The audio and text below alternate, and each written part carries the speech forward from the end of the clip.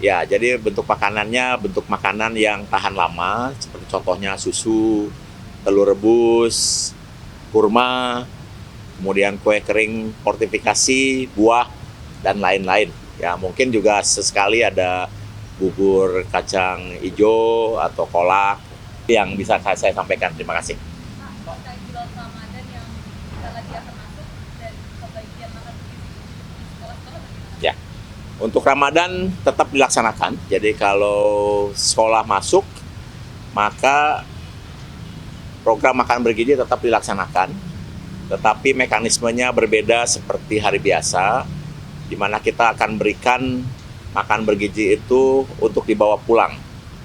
Ya, jadi untuk yang puasa bisa dimakan saat buka, untuk yang tidak puasa bisa dimakan sembunyi di sekolah atau di rumah. Ya, jadi bentuk makanannya bentuk makanan yang tahan lama, seperti contohnya susu, telur rebus, kurma, kemudian kue kering fortifikasi, buah, dan lain-lain. Ya, mungkin juga sesekali ada bubur kacang hijau atau kolak. Yang jelas sumber komposisi gizinya tetap, di mana di situ ada protein, ada karbohidrat, dan ada serat.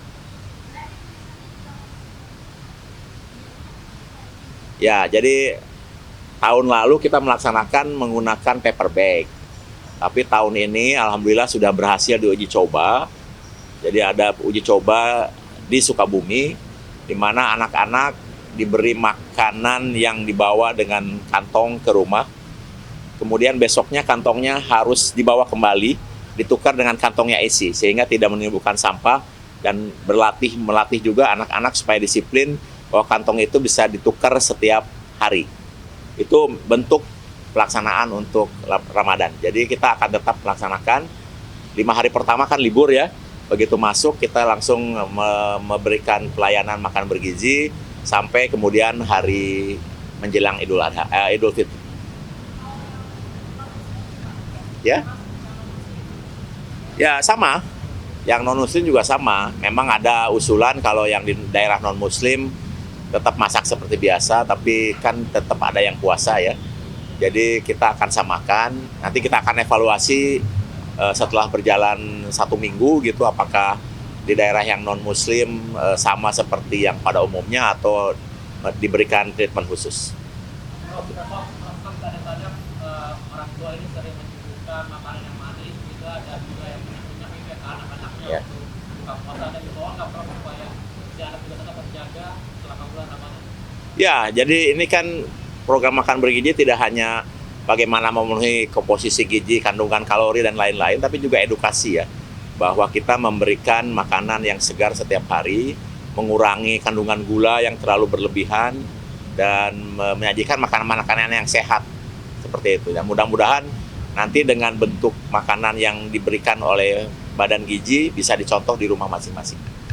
Terkait tambahan anggaran kan efisiensi ini saya suka Ya. tambahan 100 T juga bisa segera disalurkan ke Gizi atau gimana?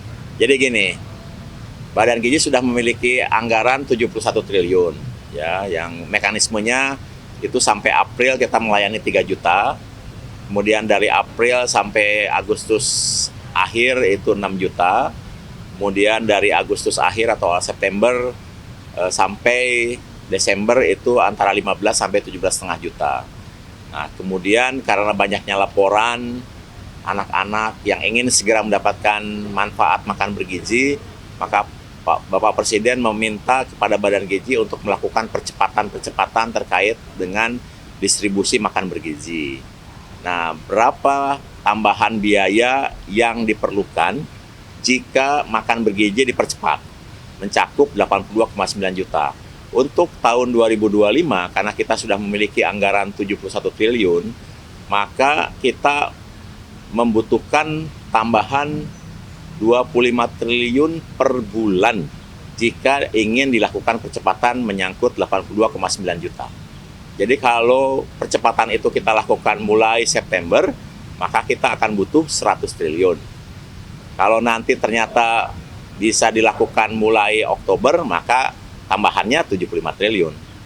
Tapi kalau bisa dilakukannya November, ya 50 triliun. Gitu, pokoknya hitungannya 25 triliun per bulan untuk menjangkau 82,9 juta penerima manfaat pada tahun 2025 karena kita sudah memiliki anggaran 71 triliun.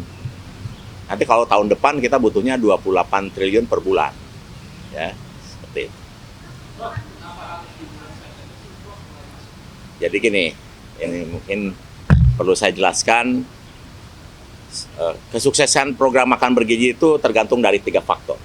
1, anggaran, 2, SDM, 3, infrastruktur. Nah, anggaran sudah tidak perlu didiskusikan, karena ini sudah disiapkan oleh pemerintah. Yang kedua, SDM sedang disiapkan.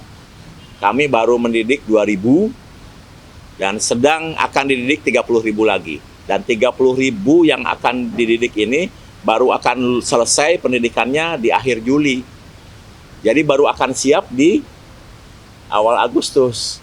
Nah, kemudian kita tidak mungkin menugaskan mereka yang baru selesai terus bertugas di Satuan Pelayanan Pemenuhan Gizi. Mereka harus orientasi lapangan, melakukan koordinasi dengan kepala sekolah, melakukan koordinasi dengan pemerintah daerah, melakukan koordinasi dengan masyarakat, dan lain-lain, sehingga kami menduga SDM ini baru akan bisa siap melayani di September. Itu ya. Kenapa kemudian terjawab harus mulai September? Karena SDM-nya baru akan siap untuk turun lapangan itu Agustus dan melakukan pelayanan di September. Nah, kunci yang berikutnya adalah infrastruktur. Nah, infrastruktur inilah yang kemudian kami membuka kemitraan yang seluas-luasnya dengan berbagai pihak, mulai dari catering, swasta, UMKM, TNI, Polri, BIN, kementerian-kementerian lain, kemudian pemerintah daerah, ya, kemudian koperasi, Muhammadiyah, NU, HIPMI, INKU, dan lain-lain. Karena tiga faktor itu yang penting sekali. Jadi kenapa percepatan harus mulai September? Karena itu faktor. Cukup ya? Terima kasih ya. Oke.